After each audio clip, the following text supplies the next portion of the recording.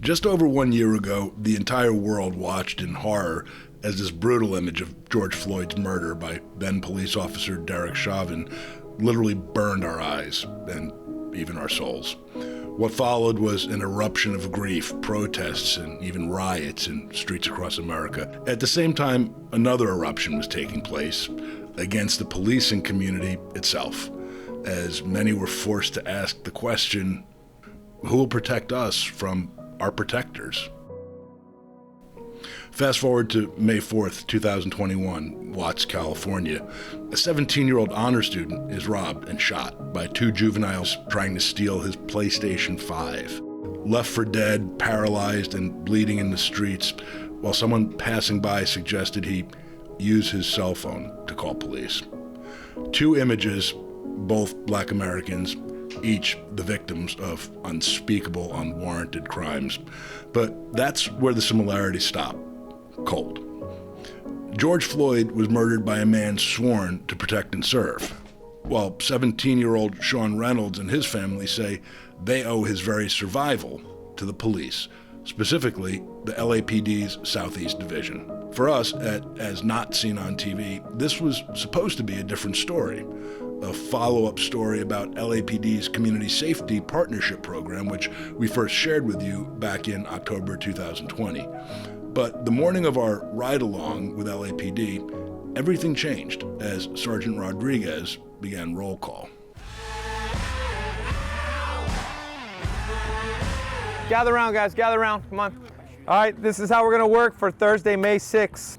I wanna go over the shooting. For those that weren't here last couple of days, we had a robbery / shooting spree in the area of Jordan Downs. The victim was down, one gunshot wound, requested RA. He was transported to the hospital, escorted by officers. Found out that he was in the area to sell his PS5 from the Torrance area. Officer speaking with mom, the kid's a 3.75 GPA. He's already got accepted to college. He's a 12th grader at Torrance High School. So he's a legitimate victim. This was not gang related. He just got up the wrong place at the wrong time. Caught up with the two kids that we've been looking at for a rash of robberies, carjackings, and shooting. He's the same two kids that shot at the corn vendor on Friday, that did the armed robbery in Jordan Downs on Wednesday, did a carjacking a couple days prior to that, and an additional robbery. Jake's gonna follow up with the victim's parents today to find out his status, because as of yesterday, he was not doing good. He actually was possibly gonna be paralyzed. They were unsure, because he didn't feel his legs the day he was shot. You guys go to work, be safe. Sergeant Hey, Rodriguez. Paul, nice to meet you. Thank you so much. Oh, no problem, sir. No problem at all. Time today. Oh, no, not a problem at all. Shadow you and walk around. Yeah. So the officers that we have here, they're all hand selected. I'm sure Chief Tingirides told you. I work Nickerson Gardens. It's the biggest housing development. There's over 1,096 units, over 5,000 residents that actually live in the units. I don't know if you've been through the developments, but they're literally next door to each other. Yeah, you're going to show us today, so we're going to get to see. You are on top of your neighbor, so it's very tight knit, tight close quarters. So that creates stress and tension. That creates stress and tension. No heating, no air conditioning. So in the winter it's cold, in the summer it's hot. Everybody's out in the summer. Everybody's in the winter. COVID didn't make it any better. So it's definitely a tough situation, but we make the best that we can with it. And the type of programming that we do with the kids, unfortunately again for COVID, it was put on hold for the last year and a half. One of the announcements you made earlier was that a young boy got shot and he was trying to sell his PlayStation 5. Yes. And yes. You had said specifically he wasn't part of the gang. Nope. He was just a kid who was trying to sell his video game. Just trying to sell his video game, yeah. How old was he? He was 17 years old, African-American kid, really squared away. We talked to his mom. He said the kid does not get in trouble at all. He said he was going to go to great college. in school. He had a 3.75 GPA. 3.75 GPA. She said he's already accepted to an out-of-state college. And unfortunately, he was shot in the lower back, in the area. He was in surgery several hours. Just to take the video game Just to take the video game, that's it. Just a straight robbery. He came up, didn't even look like they gave him a chance to even give him. They just came up and immediately started tussling with them and shot him. What are they going to get, a couple $100? If that. And that was what he was worth? If that. And now yeah. you said his injury, he looks like he may be paralyzed? Possibly, yeah, because he couldn't feel his feet on the day. That happened a couple of days ago. Yesterday, he was doing a little better, wiggling his feet. So we're going to follow up with his mom today and see how he's doing. And we want to reach out to see if we can get him anything, you know. The story we came to tell took a different turn that morning and a different face. It was now the faces of 17-year-old gunshot victim Sean Reynolds and his family. LAPD connected us with Sean's mom, Kiana Williams, and she invited us to Harbor UCLA Medical Center to meet her and Sean in person, where they shared their story of tragedy, courage, and resilience. And the real-life superhero for young Sean Reynolds? The police. Can you tell me, what happened leading up to that day of the I don't want to call it an accident. It wasn't an accident. Someone shot you on purpose. Well, I had purchased a PS5 on Amazon and looking to sell it, make some money. So I listed on OfferUp. I was messaged by an account. It sounded like a younger child. They referenced that they had birthday money. When we were going to meet up, they said that they might have been bringing their little sister as their mom was working or something. So I thought it was a younger kid. He's told to meet up at an elementary school, so I figured that was neutral territory, regardless of where I would have been. It's not exactly a police station, but I figured, it's a safe area. No one would really want to do anything next to an elementary school with their kids. And so I went there, and I had parked next to the school, more towards a busy street. I had contacted their phone number that I had asked, because normally I ask for phone numbers, it's a bit easier. And they had mentioned that they were down the road. So I drove down there, and then I saw two teenagers. I figured I probably should have thought that was a red flag, but it didn't really come past me. I wasn't picturing myself getting harmed. I'm a big dude. I'm about 6'2", 6'3". Yeah. At the time I weighed 230 pounds. So, right. I'm a massive dude. I'm not too scared of people normally. Yeah. But, yeah. And these were young kids, right? Yeah, they're 14 and 16. Yeah, I wasn't too intimidated by them, right. And they're smaller. And so about the third or fourth time once he told me to take it out of the box, I see the other kid, right? Out of my peripheral vision, it looks like he's pulling something out, threatening. It kind of looked like a gun. So at that moment, so I get scared and I jump on him. And you jumped on the guy with the gun or the other kid? with the gun. So you went for the gun? Yeah.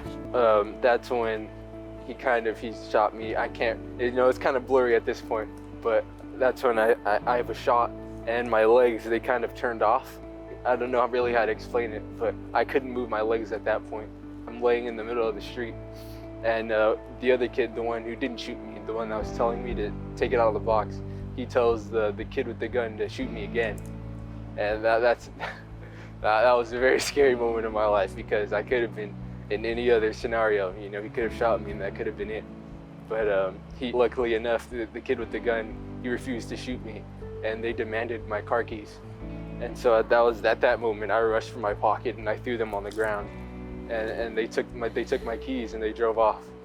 Well, what went through your mind when the one kid told the other one to shoot you again? You heard that, right? You were awake. Yeah, you were there. I'm conscious. I'm just laying on the ground. Were you looking at them? Yes, I was staring at them. So I'm laying there, and then I just see they're both standing in the middle of the street, and it's just pure fear. And I'd never gone through anything life-threatening in any way. And especially just seeing two other people and they have the power to just make you go dark. Anything that you remember go through your mind specific, like I'm not going to see my mom again, or was it? Oh, my little sister and my mother, of course.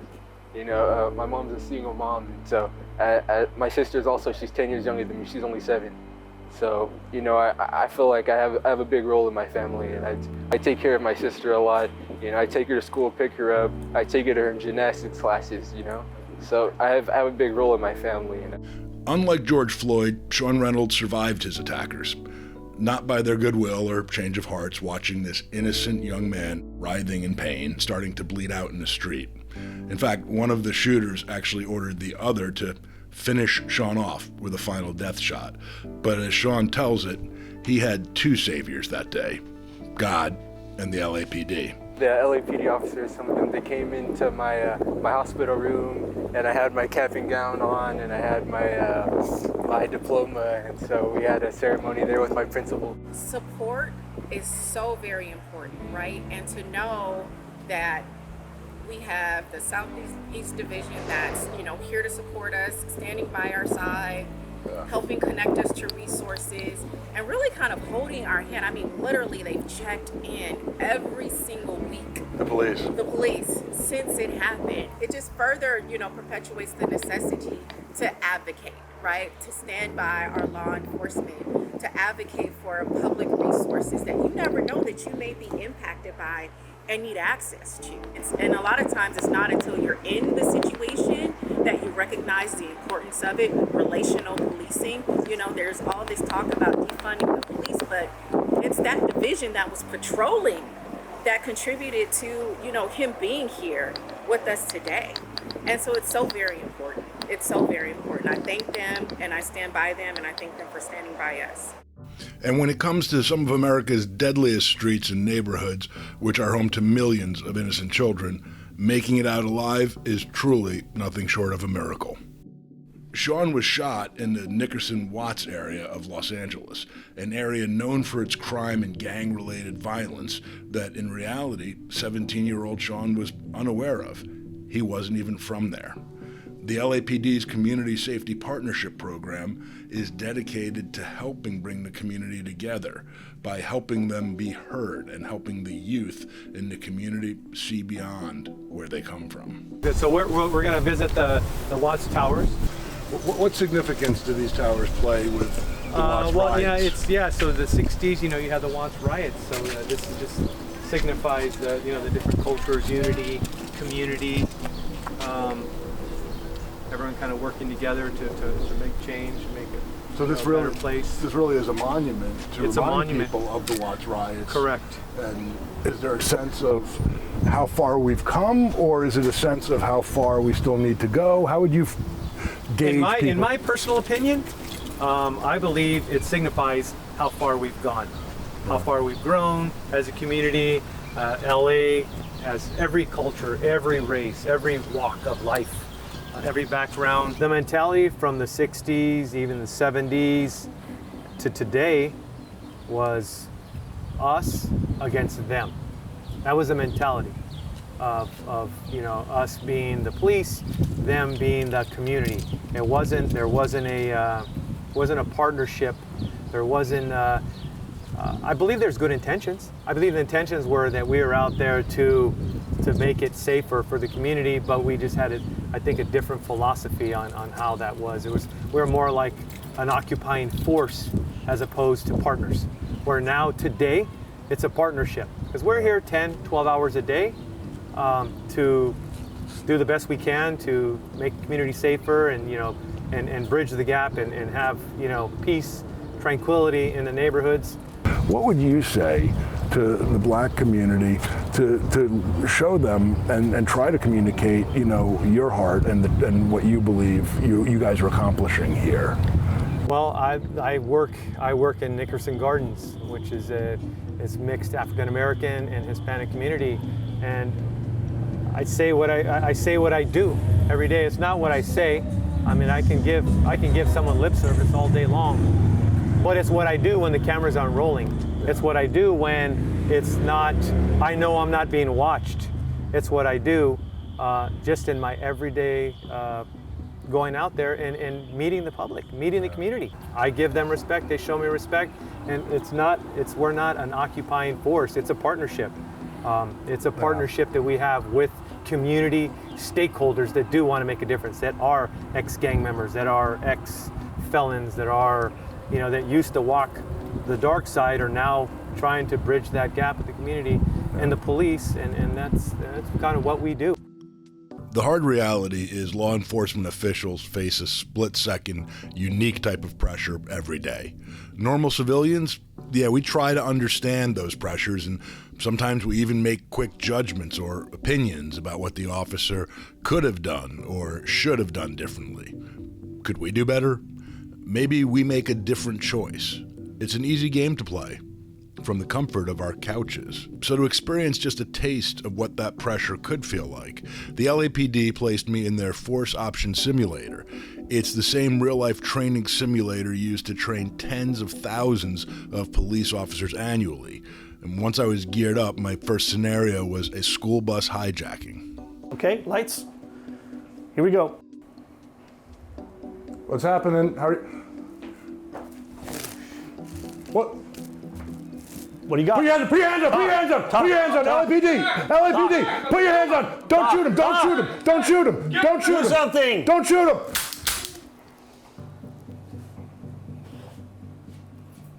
Okay. What does that mean right now, Drew? What does that mean? Is you hitting? Yeah. Okay. Not now. Why did you shoot?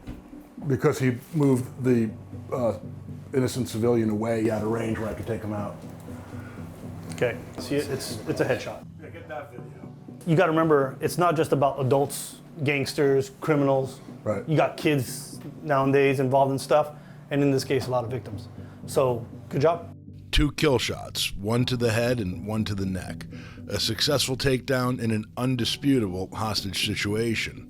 For transparency, I should add that I've had prior training with a Glock 9mm, which is the same police-issued gun they gave me in this simulation. So while my shots under pressure may have seemed impressive, I had a clear advantage from past weapons training. Feeling fairly confident, I headed into my next scenario, a bank robbery in progress. Yeah, you're good to go. You respond to a robbery in progress as you identify a suspect fleeing from the building outside. Okay, are you comfortable? We're good to go? Yep. All right, we're going to press play. Here we go. LAPD, freeze! Freeze! Show me your hands! Show me your hands! Drop it! Turn around, slow. Drop what's in your hand! Drop what's in your hand! Okay, scenario stop. Hang on right there. You can put the gun down. LT, you want turning on the lights? How do you feel? I mean, good. Like, Good? I mean, Okay, so we had a guy who's robbing a bank. Okay, you and I get there, you're the first guy to get to the scene, you see the guy running out, you gave him command to stop, and then what happens? he didn't stop, he turned around. He turned, right? And he turned towards you. What did he have in his hands? A bag. A bag. You know what was in the other hand? Nothing was in his other Let hand. me ask you this. You fired a gun. Why did you fire the gun? One, I gave him a command to do something that he didn't do in a situation where there's no doubt he was not a customer or an innocent person. Okay. So you gave him commands to stop, and he didn't listen. He was clearly had hostile intent and a high risk for hurting someone. Okay. His hands had something in it, and it wasn't visible or safe. Okay. So then you're the bag or the other hand? The bag, and I had no way of knowing until he turned around in that window of time what was in the other hand. The headline's going to read, LAPD shoots unarmed man. But It's not going to mention anything about the bank robbery, anything about his aggression. But let me tell you That's this, gonna be the this is important to share, is that, for real, I felt anger and aggression towards him. Like, and honestly, I know this is a simulation, I know he can't get at me, I should know that, but when that started coming at me, it like brought any fear I have of someone trying to come into my house, hurt my family, hurt me, hurt someone. So I wasn't even thinking in terms of LAPD simulation. I just, had like defenses and hostility towards taking out the threat, because he clearly was intending to hurt me. It happens quick, right? I had no way of knowing what could have been in his waistband. If he had turned around, he could have had a gun in his waistband. All right. So I'm going to replay it so we can see it and see where you fired and where you hit.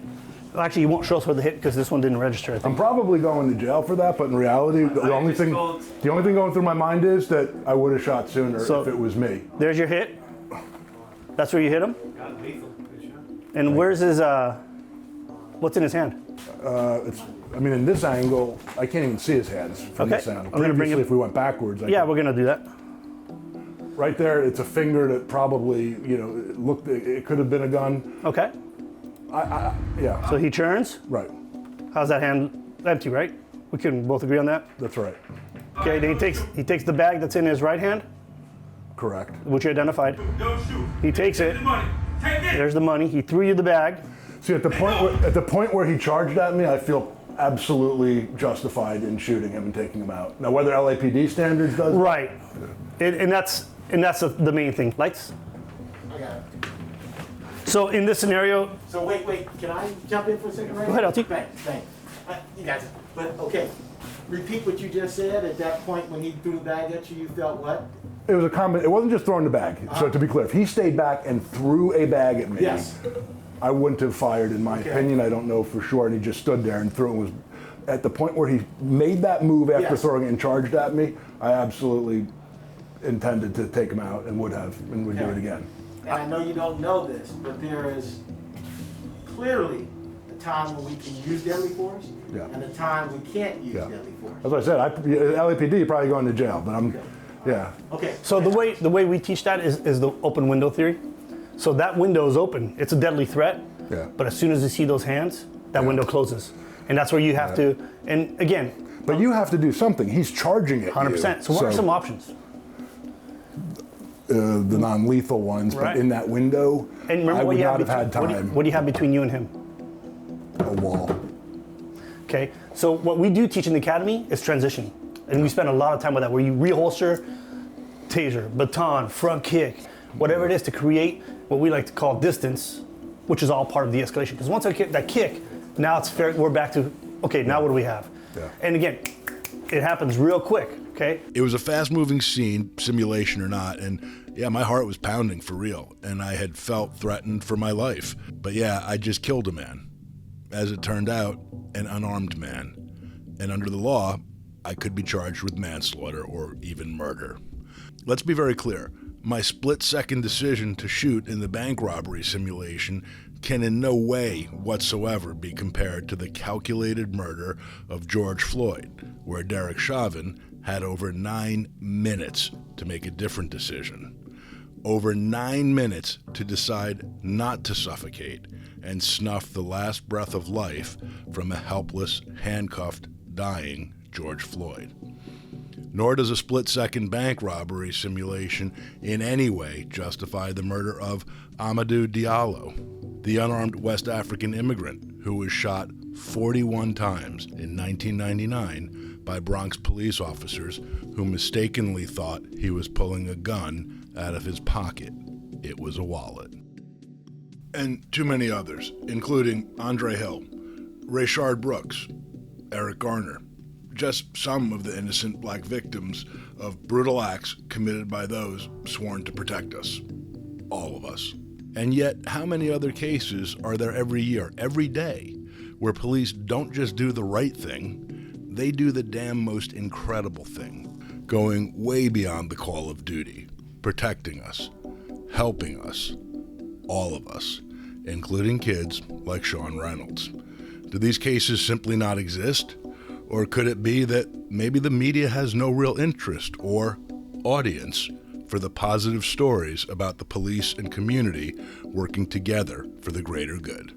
Well, how many of you watching right now ever heard about Sean Reynolds before a relatively unknown podcast called As Not Seen on TV shared it with you just now? Think about that for a moment.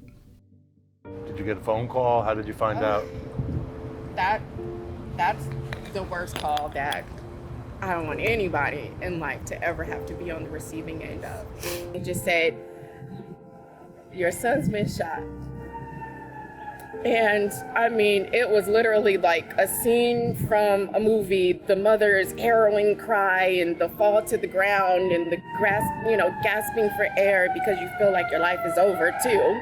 And that was the experience. And so I kind of fell to my knees, and it's just oh my God, no, Not to mention I need to understand where he is and get more information because they said he was shot, but they didn't say he was dead. Sean sustained life-threatening injuries and was immediately rushed into a 12-hour surgery to save his life.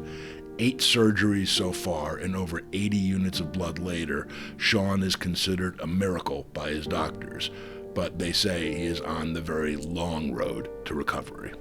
Thank God they brought him here because our doctors, our surgeons have told us that based on the condition that he was in when he arrived, if he hadn't arrived when he did into this hospital, we wouldn't be standing here talking to you right now. Through it all, Sean and his family have been very vocal about the incredible support they've received from the LAPD Southeast Division and the rest of the LAPD community. The officers that were with us were amazing. I think it was Officer Ortiz and Officer Lopez, I believe. And they waited. They waited the entire night with us. You know, you said that when you were first shot, you lost feeling in your legs. When you're talking about Officer Lopez and some of the other amazing people from LAPD, that's who we met the day that after this happened, and they were explaining the situation. It's nobody can say it quite like a mom, but they almost said, you know, this is a good kid. This kid's not in a gang. He wasn't part of anything wrong. They said he's going to college in the fall. You know, he's an absolutely great kid, and it really sunk in with everyone there. He's the kid that literally, if he sees you and you're carrying 10 bags, he's gonna say, "Can I take 9? Let me help you." You know, just overly considerate, compassionate, giving, loving, caring. We're talking about a kid who has a 3.8 GPA. You know, he graduated high school with 4 Associate of Arts degrees. He builds computers. He's into cryptocurrency. He reads books. Like, how does this thing kind of happen? He's been accepted to over 8 universities. He completed all of his applications himself, financial aid himself. And you can be a lawyer, I hear something about? Yep, that's the plan, going to law school. What type of law you think you want to do? Do you know yet? I'm really interested in corporate law. Yeah. Ready to get after the undergrad, you know, my 3 years, I'm looking to go to top 14, you know, Yale, Harvard, Stanford, something like that. That's on the table for me. Relational policing is exactly why the CSP program was created in the first place. But there's still work to be done, for sure. Sergeant Rodriguez took me to the Nickerson Gardens housing development, a low-income housing community that is tragically overrun with gang members. So this is Nickerson Gardens. It's the biggest housing development west of the Mississippi. And this is your daily beat. This is my daily beat. We got over 1,000 units here, close to 5,000 occupants with the kids. This is the very front of the location here. There's a gymnasium right here. On Compton Avenue. On Compton Avenue and 113th Avenue. 113. We got to cut here. And what you want to cut here just for the protection of the community, Protection of the community, the kids here, just out of respect for everyone. Privacy. So we'll cut now. Very good. And if you guys don't mind just putting your cameras back in. This is they call this is the like the football field. Or this was renovated about 4 or 5 years ago. Is this area generally safe for kids to come out and play? No. So I'm going to show you where two murders happened 2 Fridays ago. But even in broad daylight right here? Oh yeah, the kids were there. The kids were right there. We have video. The kids were playing where they were having the shootout in the sand. See the candles right there? So somebody was killed there 2 Fridays ago. He had an argument in that parking lot over there. Kind of brought it like right in the sand. Another individual came from behind the building and began shooting him in front of his kids. He's got 10 kids. So he had like a little 4-year-old and a 7-year-old. Shot him. His buddy returned fire and shot at the other guy. Didn't hit him. So there's video footage of it going on. There's kids. When we got here, obviously the guy's down, but you had kid scooters, backpacks, tricycles, shoes, all kids stuff left here. And when we looked at the video, there was probably about 25, 30 kids here. And they just watching it because they're playing. They're playing on the playground, and they don't know what's going on with the parents. So that happened. He died.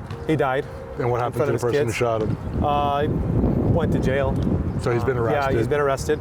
The next day, right where those balloons are at, they're having a vigil, a memorial for this guy. Get in an argument and shot this guy and killed him right there. The very next day. Is it all gang related? All gang related, yeah. Well, this didn't start off gang related, but it was gang on gang. And same with that. How much do gangs, in one way or another, allot for total violent crimes in the area? Total violent, I mean, I'd say upward in the high 90s. Like 90% plus of any violent crime has something to do with one of the gangs. Gang members will, it's the shooting, the robbery to pay for the gang's purchase of stolen weapons, vehicles, they steal cars. So they'll do other violent crimes to support their gang lifestyle. So why are we safe here right now? And I've noticed that Lieutenant Hawkins, he's actually not sitting there texting, hanging out. He's got his hand on his weapon. Absolutely. He's securing the area essentially for being aware of any possible threats to our safety. Yeah, we're safe here. I mean, they know me, the gang members know me, they know my vehicle, they know the hours we work. So they have no incentive to take you out, essentially. No, yeah. And it's, it's not, they don't, like I said, they don't target us.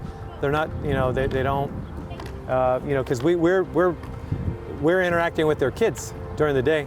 The police are interacting with the gang members' kids during the day, different type of programs that we have, or just, guys driving around, getting these kids bike helmets and backpacks and shoes. Christmas time, we're supplying these kids with toys, candy, food, turkeys during Thanksgiving. So we do this stuff year round. So it's part of the relationship building process that we have. That way when there's gang violence that does spark up, we can go to our partners, our ambassadors, and try and calm things down so there's not more retaliation. So the kids are not just seeing the police that come maybe arrest mom or dad for something, they're seeing the police come hand in a Thanksgiving turkey. And if you had to say one or the other, if you were trying to come here and police the area or protect the area for the inhabitants here, which would it be? In the past, police. Now, it's protect and build relationships. It's building a partnership, not a relationship. It's a partnership. So they police their own. You ever see any of the kids during the time you've been here get out and go on? Oh yeah, absolutely. Yeah, the programs that we have programs for kids that we get them in private school. We get them in, help them getting apartments outside of the area. So there's tons of different kids who get out all the time. That's got to be rewarding. It is, and that's hopefully the type of policing that we're headed towards. Yeah. Because it's a different mentality. I don't think people grew up going to be cops thinking I'm going to help kids get out of the inner city and go to college and go to private school and go surfing at the beach. I think it was always catch the bad guy, shoot him before he shoots me, put him in jail, go get another one. And I know what's portrayed in the media and the general public is that cops are just out there to shoot somebody and violate their rights, and that is not true. That's completely the opposite. We come to work. Number one, we want to go home. We come to work because we all have families. We want to get home. And number two, we want to make a difference. We want to make a difference in people's lives. It was inspiring to hear Sergeant Rodriguez's outlook on community policing, and I was humbled to see all of the work that he and CSP officers were doing, mostly behind the scenes and very much unnoticed by the media. But Sean Reynolds will hold the officers in his heart for a lifetime.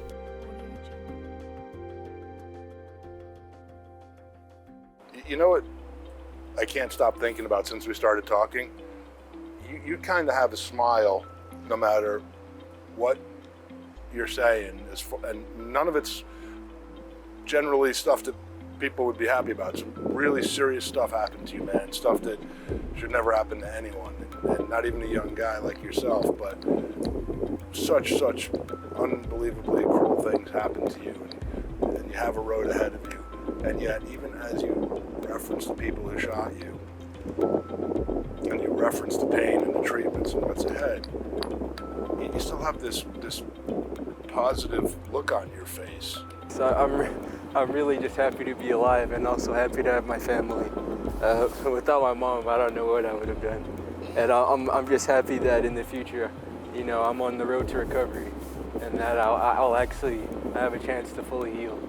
And that I've been working really hard and in the hospital, and every day, I've been going on walks around the floor with my uncle, and it's really been helping me a lot. And I'm just so excited to be able to get back on my feet again. Excited for college? Yes, excited for college too. Education is such a big thing to me, and it's such a big thing to my family. And I've been working hard for the past 4 years to make sure that that's a capability for me. I've sacrificed my summers and my winters and all of my breaks, just to make sure that I'm taking all the classes that I need. And like my mom mentioned before, I graduated with my 4 A degrees, and that wasn't easy to do for high school. A lot of people, they're just chasing their diploma, and I was able to get 5. Education is just a very, very, very big thing for me. I just don't hear an ounce of anger or resentment or negativity. I just hear nothing but positivity and full steam ahead. What do you attribute that to? Yeah, well, you hear a lot that anger can consume you and rage, and then you get so deep into hate that you can't move forward. And my life and where I am now, all I want to do is move forward. And so focusing on hating what the people that did this to me, or feeling sorry for myself, that's not going to get me anywhere. And really being positive and having the right mindset, and that's what's going to help me progress. And that's what's helped me progress so far. And the doctors, and they're all very surprised at how fast I've been able to do this. It's only been a month and a half, and I'm already walking around the hospital floor. Who else do you look up to that's outside of family? Any specific role models in life and the world? Any jump out that you just draw from? I'd say the Chief Tingirides, and Captain or Lieutenant Hawkins. They've helped out a lot, and they visited a lot. And without them, I wouldn't have been able to do a lot of things that I've been able to do in this hospital. And they visited me a ton, and they've been here to support me nonstop. One of the many things about this tragic story that just sticks with me is Sean's mom, Kiana, asking me how this could happen to her kid. And with every act of senseless violence brings even more victims beyond the person gunned down. The grieving mothers, fathers, siblings, and of course, the innocent children. As for Sean Reynolds, thanks to an incredible mother and the LAPD, his future can once again be as bright as his infectious smile lighting up anyone fortunate to be in his presence. But for the sake of Sean's future and that of millions of other Black Americans, let's all hope programs like the ones being run by Sergeant Rodriguez and the LAPD can successfully expand across our country, and fast, as we tragically ask ourselves who will otherwise be the next senseless victim in a very broken system. Could it be this man, if you didn't already know him as this man? Or what about this man, if he wasn't already known as this guy? And yeah, maybe it could even be this little guy, my little guy. For now, the answer is sadly yes. We all have work to do, all of us. Sean Reynolds is a true inspiration and has such a bright future ahead of him, which is good news for all of us because we need people like Sean. As Not Seen on TV and LAPD have set up a GoFundMe page to help Sean and his family fund his higher education and pay off his medical bills, and hopefully even for a fun little getaway trip he'd like to do when he's finally able to leave the hospital. So please consider supporting Sean and his family by donating. Sean Reynolds is the living, breathing definition of courage, optimism, and resilience. And at only age 17, that says a lot. Many thanks to Sean, his incredible mom, Kiana, and the heroic men and women of LAPD's Southeast Division for making this story a possibility to share with all of you.